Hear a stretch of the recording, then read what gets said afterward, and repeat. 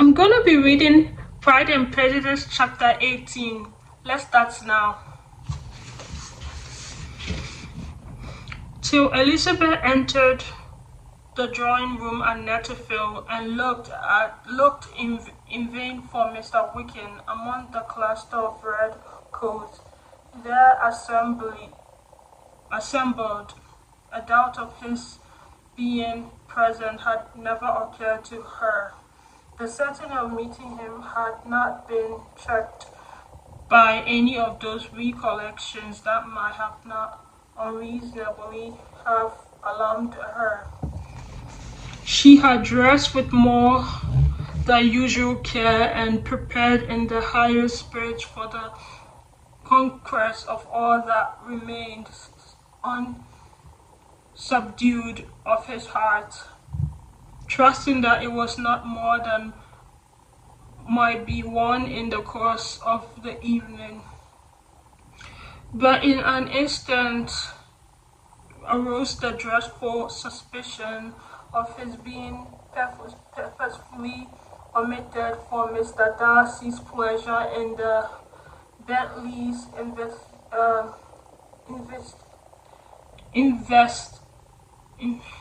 oh my goodness, I forgot this word. This word is so confusing. Invite.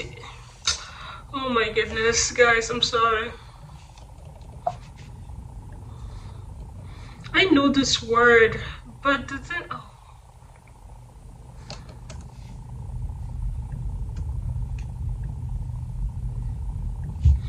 Invitation. Mr. Darcy's pleasure in Bentley's invitation to the officers, and though this was not exactly the case, the absolute fact of his absence was pronounced by his friend Mr. Darnay, to whom Lady Lydia eagerly applied, and who told them that Wickens had been obliged to go to the town on business on the day before and was not yet returned, adding with a significant smile, "I do not imagine his business would have called him away just now if he had not wished to avoid a certain gentleman here." This part of his intelligence, though unheard by Lydia, was caught by Elizabeth, and as it assured her that Darcy was not less answerable for Wickham's presence than if her first summit had been just every feeling of displeasure against the former was so sharpened by immediate disappointment that she could hardly reply with tolerable civility to the polite inquiry which he directly afterwards approached to make. Attention for forbearance, patient with Darcy, was injured to Wickham. She was resolved against any sort of conversation with him and turned away with a degree of ill humor which she could not more wholly surmount even in speaking to Mr. Bentley, whose blind partiality provoked her. But Elizabeth was not formed for ill humor, and though every prospect of her own was destroyed for the evening, it could not dwell long on her spirit, and having told all her griefs to Charlotte Lucas, whom she had not seen for a week, she was soon able to make a voluntary transition to the oratory of her cousin and to point him out to her particular notice. The two dances, however, brought a return of distress. They were dances of mortification. Mr. Collins, awkward and solemn, apologizing instead of attending, and afterwards moving wrong without being aware of it, gave her all the shame and misery which a disagreeable partner for a couple of dances can give. The moment of her release from him was ex Stacy.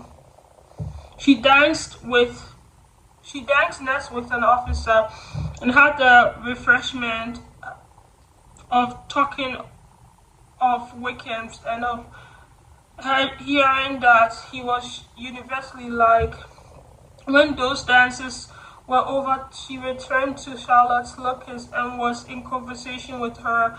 And when she found herself suddenly addressed by Mr. Darcy, who took her so much by surprise in his application for her hand that without knowing what she said, she accepted him.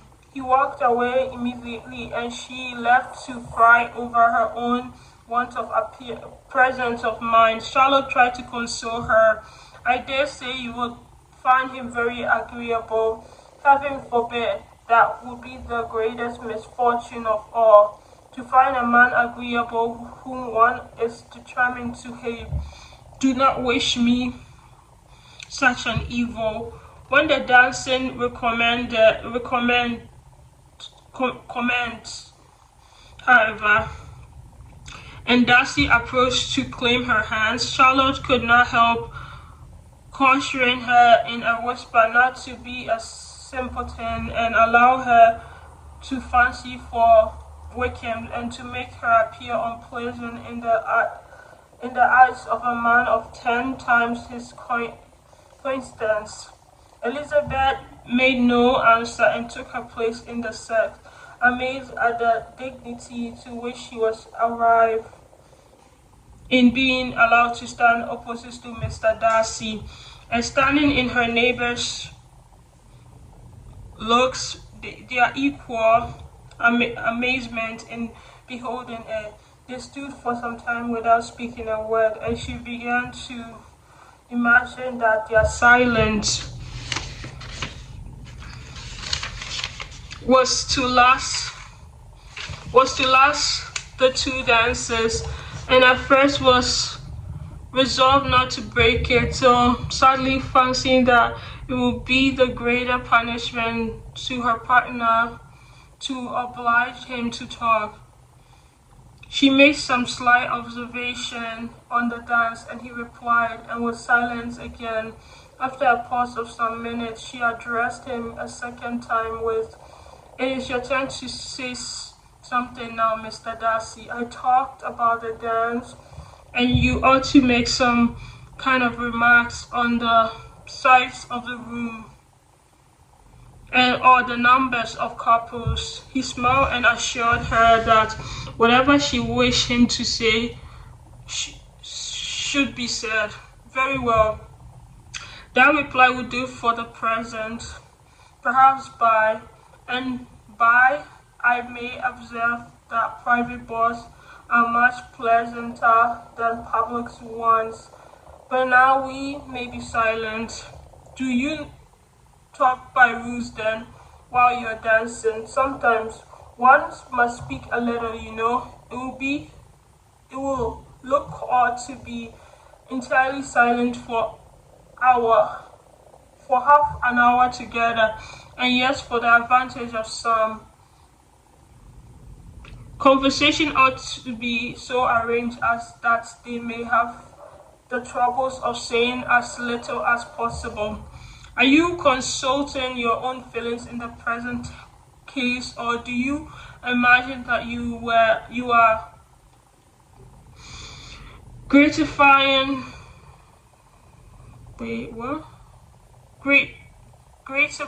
mine? Both, replied Elizabeth actually, for I have always seen a great similarity in the terms of our mind. We are each an unsocial taciturn. Wait, sorry. Let me look up this word.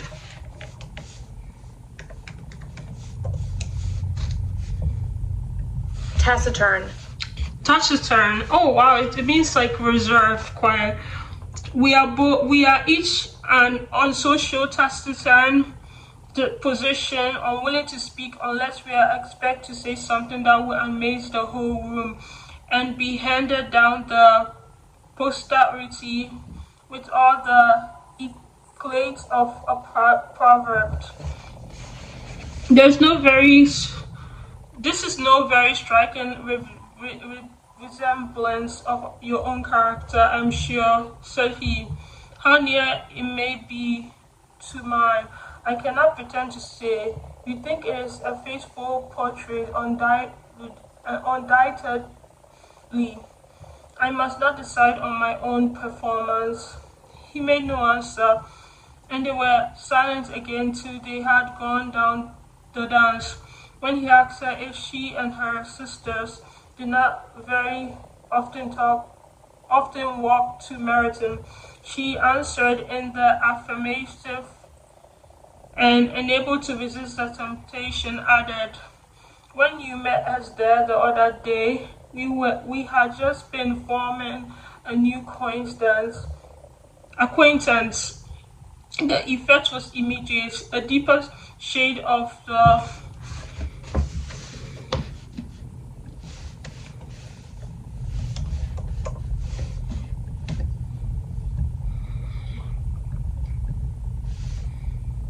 let me look up this word.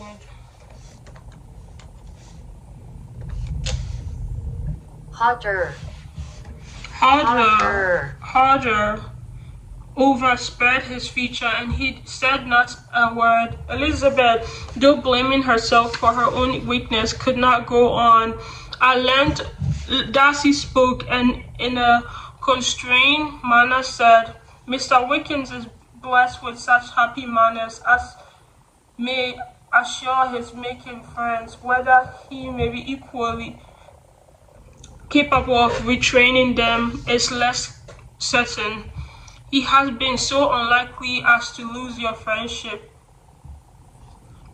replied Elizabeth with emphasis, "but in a manner which he is likely to suffer from all his life." Darcy made no answer and seemed desirous of changing the subject. At that moment, Sir William Lucas appeared close to them, meaning to pass through the set to the other side of the room. But on perceiving Mr. Darcy, he stopped with a bow of superior courtesy to compliment him on his dancing and his partner. I have been most likely gratified. Is it gratified? Yeah, gratified indeed, my dear sir. Such very superior dancing is not often seen. It is evident that you belong to the fair circles. Allow me to say, however, that your fair partner did not disgrace you, and that I must hope to have this pleasure of often repeated, especially when a certain desirable event, my dear Miss Eliza, glancing at her sister in Bentley, shall take place. What congratulations would then flow in?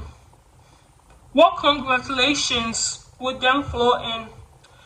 I appeal to Mr. Darcy, but let me not let me not interrupt you, sir. You will not thank me for detaining you from the bewitching converse of the young lady, whose bright eyes are also upbraiding me. The latter part of this address was scarcely heard by Darcy, and Sir William's allusions to his friend seemed to strike him forcibly, and his eyes were directed with a very serious expression towards Bentley and Jane, who were dancing together. Recovering himself, however, shortly turned to his partner and said, "Sir William's interaction had made me forget what we were talking about. I do not think we are speaking at all. Sir Williams could not have interrupted any two in the room who had less to say for themselves. We have tried 2 or 3 subjects already without success, and what are we to talk of next? I cannot imagine. What think you of books? What think you of books?" said he, smiling. "Books? Oh no, I am sure we never read the same, or not with the same feelings.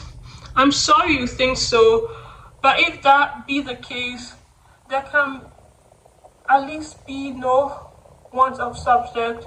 We may compare our different opinions. No, I cannot talk about books in a ballroom. My head is always full of something else. The present always occupies you in such scene, does it? Said he, with a look of doubt. Yeah, always, she replied, without knowing what she said, for her thoughts had wandered far from the subject. As soon as afterwards appeared by her sudden exclamation, I remember hearing you once say, Mr. Darcy, that you hardly ever forgave, that your resentment once created was unpleasable. You are very cautious, I suppose, as it's being created. I am, said he, with a firm voice.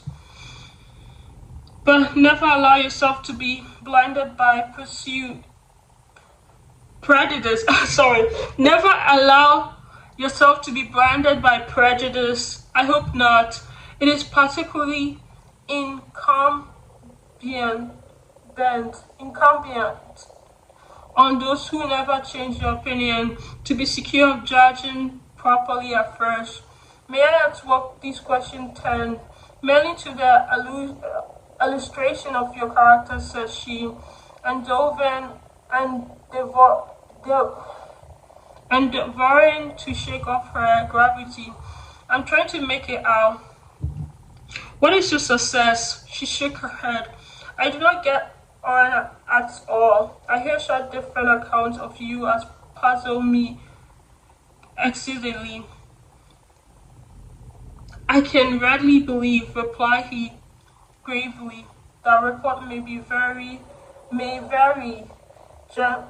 greatly with respect to me, and I wish, Miss Bentness, that you were not to sketch my character at the present moment, and there is a reason to fear that the performance would reflect no credit on either. But if I do not take your likeness now, I may never have another opportunity. I'll by no means suspend any pleasure of yours, he coldly replied. She said no more, and they went down to the other dance and parted in silence, on each other's dissatisfied, though not to an equal degree, for in Darcy's breast there was a terrible, powerful feeling towards her, which soon procured her pardon and directed all his anger against another. They had not long separated when Miss Bentley came towards her, and with an expression of several disdain thus accosted her. So, Miss Elizzie, I hear you are quite delighted with George Wickham. Your sister has been talking to me about him and asking me 1,000 questions, and I find that the young man, forget to tell you among his other communication, that he was the son of old Wickham and the late Mr. Darcy's steward, and let me recommend you have as a friend not to give impulsive confidence to all his assertions. For us to Mr. Darcy's Mr. Darcy using him ill is perfectly false. For on the contrary, he had been always remarkably kind to him, though George Wickham had treated Mr. Darcy in the most infamous manner. I do not know the particulars that I know, but I know very well that Mr. Darcy is not the least to blame, and he cannot bear to hear George Wickham mentioned, and though my brother thought he could not well avoid including him in his invitation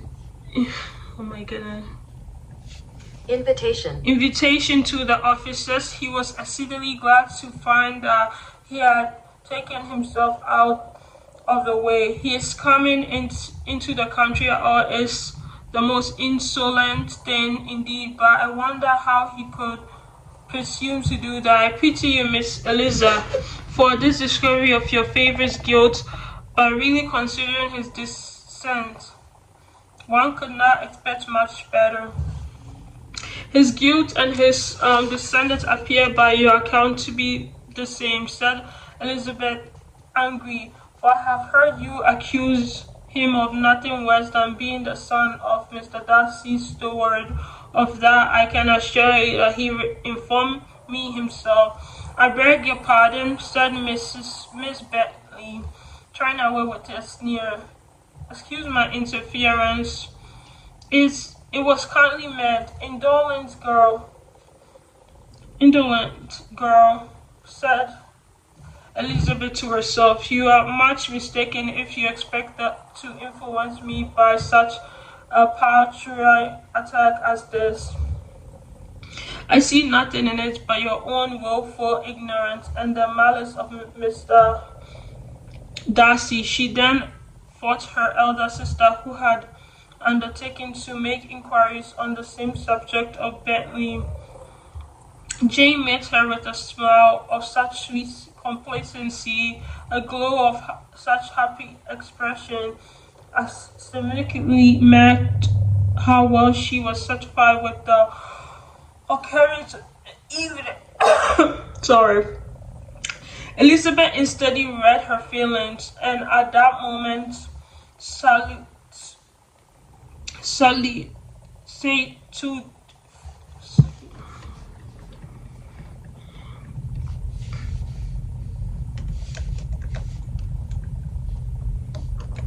I'm looking up this word. Solicitude. Solicitude for Wickham's resignment against his enemy and everything else gave away before the hope of Jane being in the fairest way happy.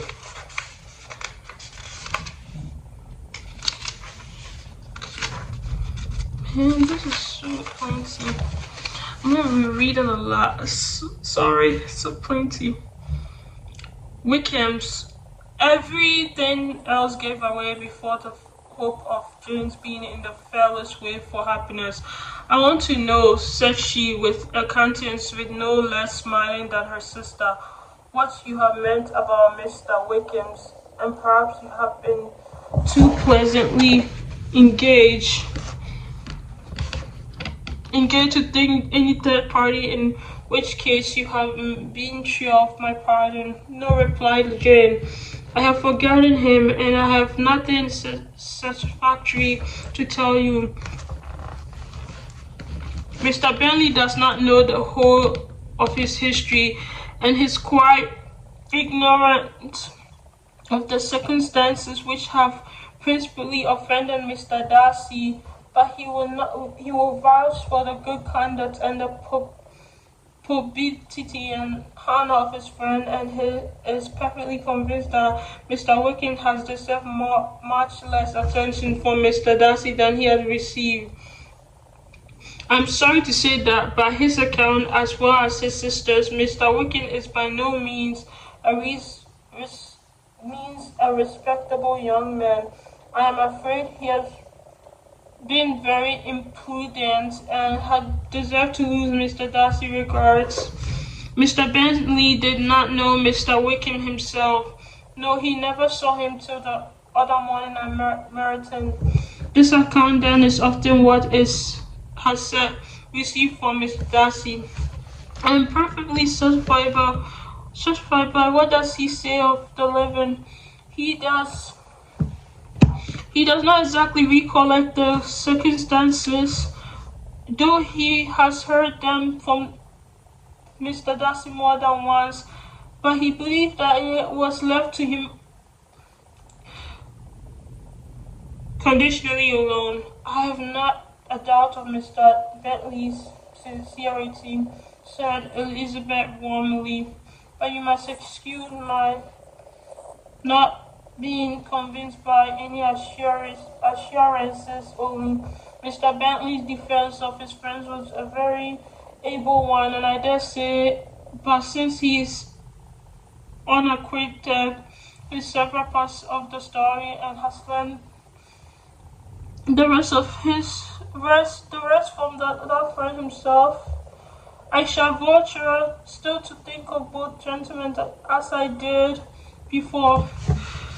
She then changed the discourse to one more gentrifying to each, and on which there could be no difference of sentiment. Elizabeth listened with delight to the happy though modest hope of Jane entertained of Bentley's regard, and said to all in his in her power to heighten her confidence in him.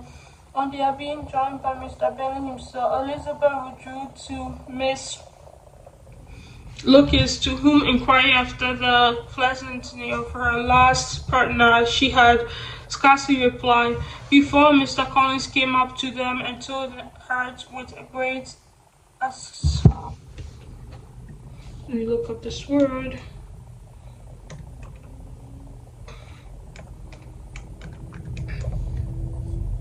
Exultation. Exultation that he had just been so fortunate as to make a most important discovery. I have found out, said he, by a singular accident, that there's now in the room a near relationship of my patroness. I happened to overhear the gentleman himself mention to the young lady who does the honors of this house the name of his male cousin, Miss DeBoer, and of her mother, Lady Catherine. How wonderful these sort of things occur. Who would have thought of meeting with perhaps a nephew of Lady Catherine DeBoer in this assembly?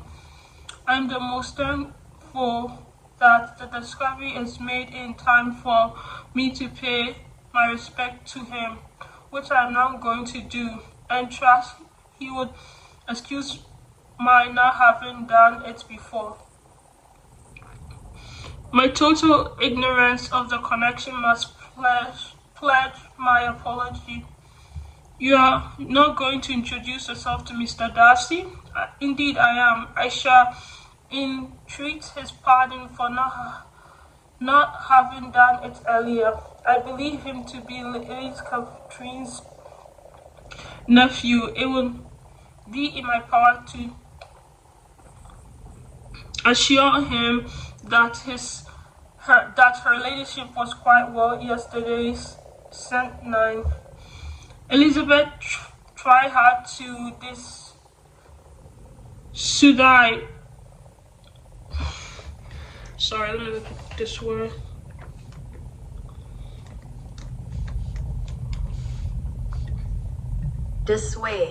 Dissuade him from such a scheme. Assure him that Mr. Darcy will consider his addressing me without introduction as an impertinent freedom rather than a compliment to his aunt, that it was not in the least necessary there should be any notice on either side, and if it were, it must belong to Mr. Darcy, the superior in Constance, to begin the acquaintance. Mr. Collins listened to her with a determined air, following his own inclination, and when she ceased speaking and replied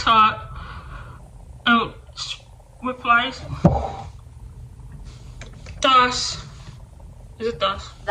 Thus, and replied thus: My dear Miss Elizabeth, I have the highest opinion in the world of your excellent judgment in all the matters within scope of your understanding. But permit me to say that there must be a wide difference between the established form of ceremony among the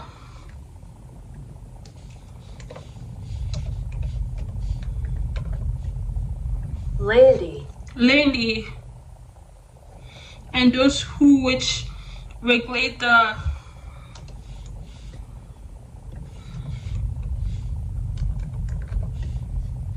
Clergy. Clergy, forgive me leave to observe that I consider the clerical office as equal in point of dignity with the highest rank in the kingdom, provided that a proper humility of behavior is at the same time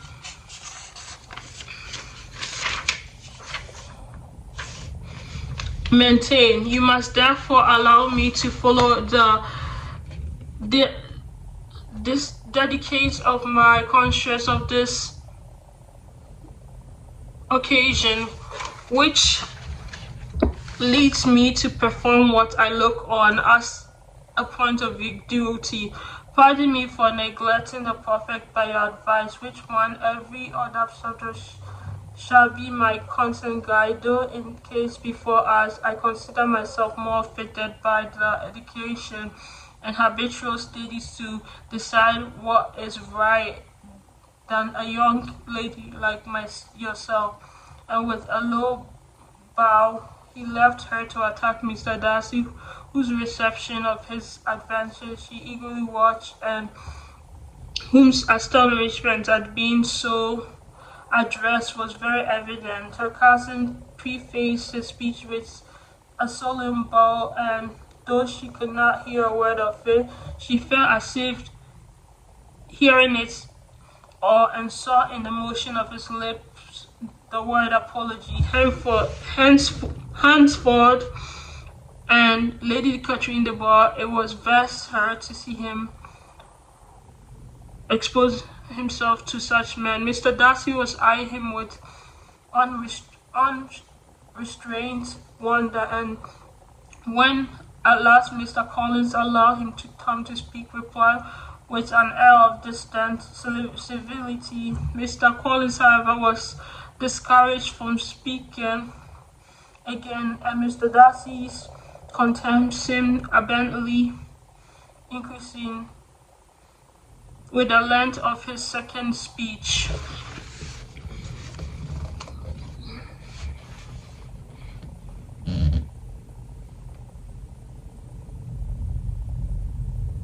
Oh my goodness, I forgot. Second piece, and at the end of it, he only made him a slight bow and move another way. Mr. Collins then returned to Elizabeth. I have no reason, I assure you, said he, to be dissatisfied with my reception. Mr. Darcy seems much pleased with the attention. He answered me with the utmost civility, and even paid me the compliment of saying that he was so well convinced of Lady Catherine's discernment as to be certain she could never bestow the favor on worldliness. It was really a very handsome thought. Upon the whole, I am much pleased with him. As Elizabeth had no longer any interest of her own to pursue, she turned her attention almost entirely on her sister and Mr. Bentley, and the train of agreeable reflection which her observation gave birth to made her perhaps almost as happy as Jane. She saw her dear and settled in that very house in all the felicity which a married of true affection could bestow, and she felt capable under such circumstances and of endeavoring even to like Bentley's two sisters. Her mother's thoughts, she plainly saw, were bent the same way, and she determined not to venture near her, lest she might hear too much. When they sat down to supper, therefore, she considered it the most unlucky perverseness which placed them within one of each other, and deeply was she vexed to find that her mother was talking to the one person Lady Lucas freely opening of nothing else but her expectation that Jane would be soon married to Mr. Bentley. It was an animating subject, said It was an animating subject. Mrs. Bennet seemed incapable of fatigue while enumerating the advantage of the match. His being such a charming young man and so rich and living but 3 miles from them and were the first point of self gratulation. And then it was such a comfort to think how fond the two sisters were of Jenny, and to be certain that they must desire the connection as much as she could. It was more of a such promising thing for her younger daughters as Jane's marrying so greatly must throw them in the way of other rich men. And lastly, it was so pleasant of her time of life to be able to consign her single daughters to the care of their sister, and that she might not be obliged to go into the company more than she liked. It was necessary to make this coincidence a matter of pleasure because on such occasion is the etiquette, but no one was less likely than Mrs. Bennet to find comfort in staying at home at any period of her life. She concluded with many good wishes that Lady Lucas might soon be equally fortunate, though evidently and triumphantly believing there was no chance of it. In vain did Elizabeth endeavor to check the rapidity of her mother's words and pursued her to describe her felicity in a less audible whisper, for to her inexpressible vexation,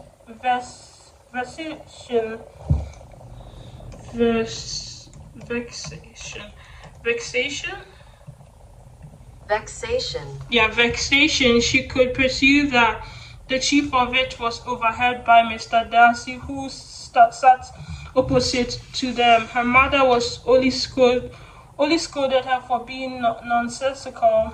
But what is Mr. Darcy to him, pray, that she be afraid of him? I'm sure we owe him no such particular civility as to be obliged to say nothing he may not like to hear. For heaven's sake, madam, speak louder. What advantage can it be to you to offend Mr. Darcy? You will never recommend yourself to his friend by doing so. Nothing that she could say, however, had any influence. Her mother would talk to her views in the same intelligible tone. Elizabeth brushed and brushed again with shame and Vexation. vexation.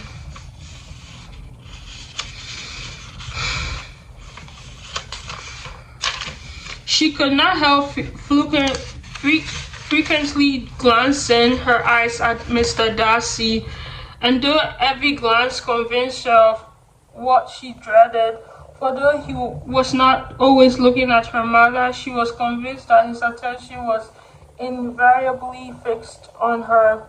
The expression of his face changed gradually from indignant contempt to a composed and steady gravity.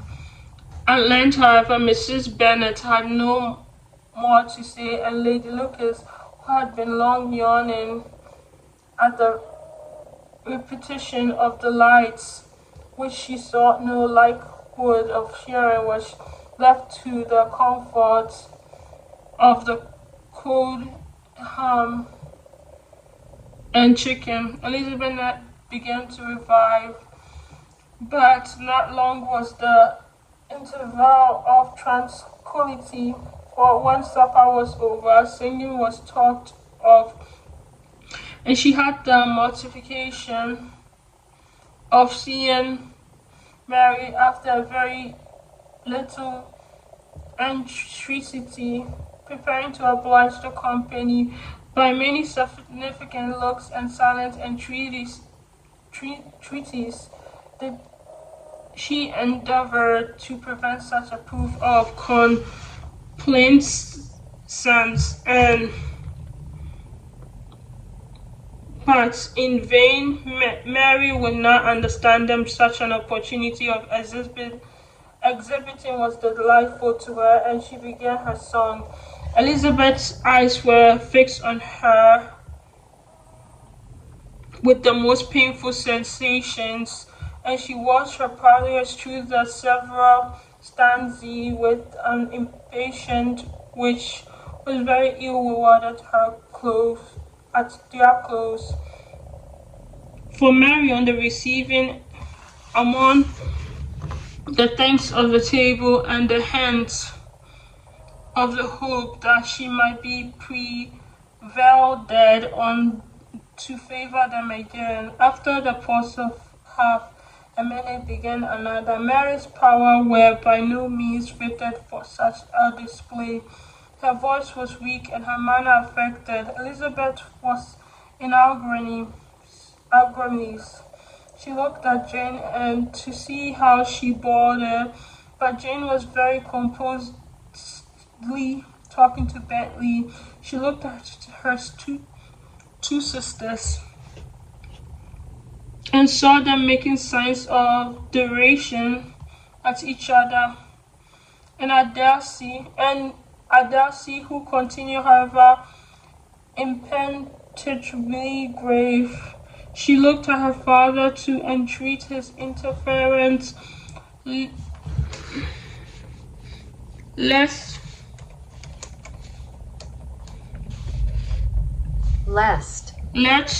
Mary should be singing all night. He took the hints, and when Elizabeth had finished her second song aloud, that will be incredible well, child. You have obliged us long enough. Let the other young ladies have time to exhibit. Mary, then pretending not to hear, was somewhat disconcerted, and Elizabeth, sorry for her and sorry for her father's speech, was afraid her anxiety has done no good. Others of the parties were now applied to. If I, said Collins, were so fortunate as to be able to sing, I should have great pleasure, I am sure, in obliging the company with an air, for I consider music as a very innocent diversion, and perfectly compatible with the passion of a clergyman. I do not mean, however, to assert that we can be justified in devoting too much of our time to music, for there are certain other things to be attended to. The rector of the parish has much to do. In the first place, he must make such an agreeable for the tax as may be beneficial to himself, not too offensive to his patron. He must write his own sermon, and the time that remained would not be too much for his parish duty and the card and improvements of his dwelling, which he cannot be excused for making as comfortable as possible. I do not think it's of light importance that he should have attentive and let me look up this word, conciliatory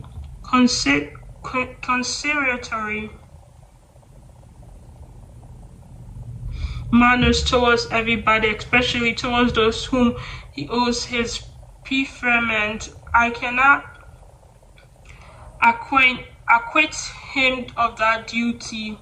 None could, I think, well of that man who should omit an occasion of testifying his respect towards anybody connected with his family. And with a bow to Mr. Darcy, he concluded his speech, which had been spoken so loud as to be heard by the half of the room. Many stirred, Many smiled, and no one looked more amused than Mr. Bennet himself, while his wife seriously commended Mr. Collins for having spoken so sensibly, and observed in a half whisper to Lady Lucas, and he was remarkably clever and good kind of young man. To Elizabeth, it appeared that had her family made an agreement to expose themselves as much as they could during the evening, it would have been impossible for them to play their part with more spirit or finer success, and happy did she think it for Bentley that her sister that some of the exhibition had escaped his notice, and that his feelings were not of a sort to be much distressed by the folly which must have been half weakness, that his two sisters and Mr. Darcy, however, should have such an opportunity of declaring her relationship was bad enough, and she could not determine, however, the silent contempt of gentlemen or the insolent smile of the ladies were more intolerable. The rest of the evening brought her little amusement. She was teased by Mr. Collins, who continued the most perseveringly by her side, and though he could not prevail with her to dance with him again, put him out of her power to dance with others. In vain she entreated him to stand up with someone else, and offered to introduce him to any young lady in the room, and he assured her that as to the dancing he was perfectly indifferent to it, and his chief object was by duplicate attention to recommend himself to her, and that he should therefore make a point of remaining close to her the whole evening, that there was no arguing upon such a project. She owed her greater relief to her friend Miss Lucas, who's often joined them, and good naturally engaged Mr. Darcy's conversation with herself. She was at least free from the offense of Mr. Darcy's feather noted, though often standing within a very short distance of her, quite disengaged. He never came near enough to speak. She felt it was to be probably coincidence of her allusion to Mr. Wickens, and rejoiced in it. The Longbourn party were the last of all the company to depart, and by a maneuver of Mrs. Bennet had waited for the carriage a quarter of an hour after everybody else was gone, which gave them the time to see how hardly they were washed away by some of the family. Mrs. Hurt and her sister scarcely opened their mouth except to complain of fatigue, and were evidently impatient to have the house to themselves. They repaused every moment of Mrs. Bennet at a conversation, by so doing to a long go over the whole party, which was very little relief by the whole long speeches of Mr. Collins, who was complimenting Mr. Bentley and his sister on the elegance of their entertainment, and the hospitality and politeness which had marked their behavior to the guests. Darcy said nothing at all. Mr. Bennet, in equal silence, was enjoying the scene, and Mr. Bennet and Jane were standing together, a little detached from the rest, talk only to each other. Elizabeth preserved as steady as silence to as each other. As silent as either Miss Her to or Miss Bennet, and even Lydia was too much fatigued to utter more than occasional exclamation. Lord, how tired I am! Exclaimed, accomplished by a violent yawn. When at length they arose to take a leave, Mrs. Bennet was most pressly civil in a hope of seeing the whole family soon at Longbourn, and addressed herself particularly to Mr. Bennet to assure him how happily he would make him by eating a family dinner with them at any time without the ceremony of a formal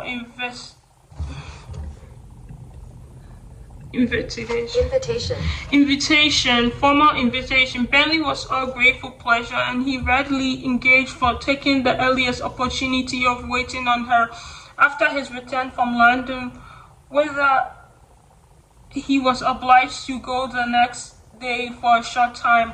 Mrs. Bennet was perfectly certified and quitted the house under the delightful persuasion.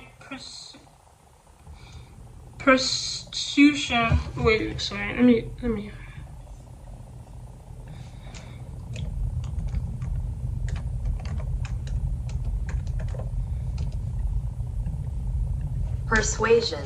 Persuasion that, allowing for the necessary preparation of settlement, new carriages, and weddings clothes, she should undoubtedly see her daughter settle at Netherfield, and in the course of 3 or 4 months, having another daughter married to Mr. Collins. She thought, with equal certainty